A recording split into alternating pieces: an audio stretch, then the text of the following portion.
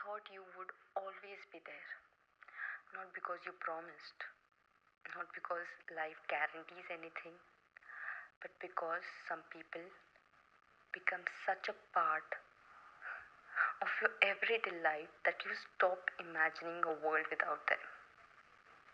You were one of those people, and maybe that's why losing you felt like losing a part of myself. I still remember the first time you made me laugh. Not the kind of laugh people fake to be polite, a real laugh. A kind that makes your stomach hurt.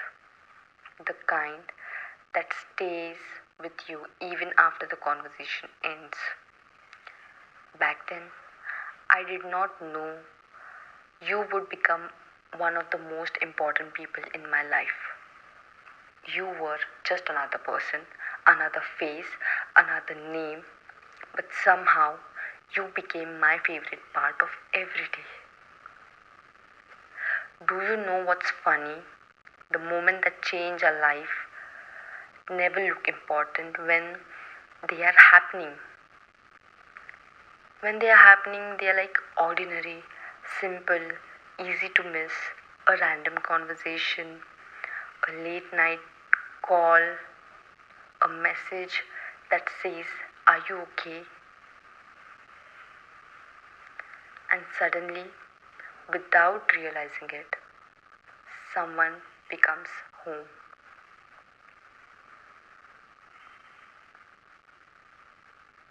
There was a time when I could not wait to tell you everything, the good news, the bad news, the funny thing that happened during the day, the things that made me cry.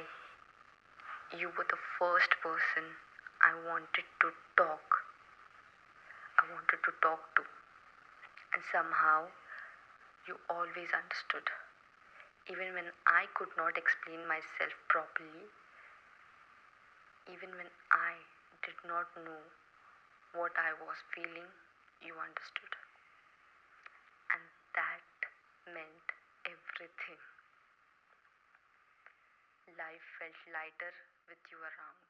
Not perfect, just lighter. The problems were still there, the stress was still there, but your presence made everything easier. Like carrying a heavy bag with someone helping from the other side. The weight did not disappear, it became manageable. Then life started changing slowly. So slowly that I did not notice it at first. The conversations became shorter, the replies became slower, the excitement became less frequent, and the distance grew larger every day. I kept telling myself it was temporary, that things would go back to normal, that we were we were just busy, that we would find a way back to each other. But sometimes the people we love are already leaving while we are still holding on. And that's painful thing to realize. I wish I could tell you there was a huge fight, a dramatic goodbye, a clear ending. But there was not.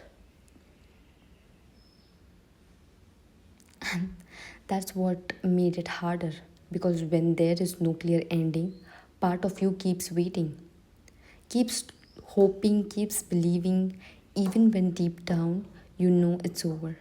The hardest part wasn't losing you, the hardest part was learning how to live without you, learning not to reach for my phone whenever something happens, learning not to expect your message, learning not to look for you in the place where you no longer existed. Some nights were the worst. The world would become quiet, the distraction would disappear, and suddenly all the memories would come rushing back. The jokes, the conversations, the promises, the plans we made for the future that never happened. And I'd sit there wondering what changed and what happened to us. How did we go from talking every day to not talking at all? I replayed everything in my head again and again and again, trying to find out the exact moment things started falling apart, trying to find the mistake, trying to find something I could fix. But some stories don't break because of one mistake, they break because of life happens. People change, priorities change, feelings change, and sometimes love isn't enough to stop that. And I hate accepting that because of because a part of me believed that if two people carried enough, cared enough, they would find a way. But growing up taught me something difficult. Sometimes people care deeply and still end up apart. Not because they wanted to, but because life had different plans. Even now, certain things reminds me of you. A song, a place, a smell, a random memory. And suddenly, for a few seconds, it feels like time never passed. Like you're still here. Like nothing ever changed. Then reality returns. And I remember people often say time heals everything. I don't think that's true. I think time teaches you how to carry the pain. That's different. The memory never leaves. You just learn how to live with them.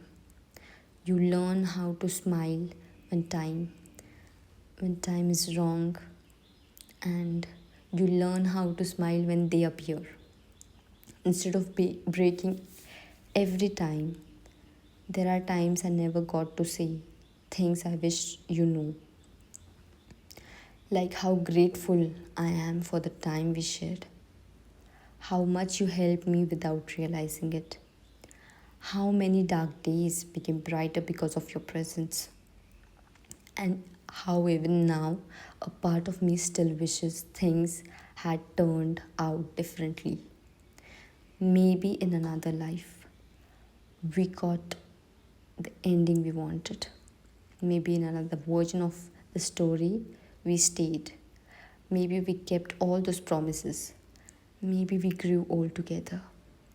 Maybe, but this isn't that story, and that's okay. Because not every beautiful story is meant to last forever. Some stories exist to teach you, to teach us something, to change us, to leave a mark on your heart, and then they become memories. You became one of my favorite memory, a painful one, a beautiful one, but a favorite nonetheless. Because despite everything, I would still choose those moments. I would still choose the laughter, the late night conversation, the happiness, even even knowing that the story ends. Because loving someone and losing them is still better than never having loved them at all. So if you're out there somewhere, I hope you're happy. I hope life is kind to you. I hope the dream you once talked about are coming through. And I hope you know that no matter how much time passes, there will always be a small part of my heart that remembers you, not with anger, not with regrets, but with love. Because before it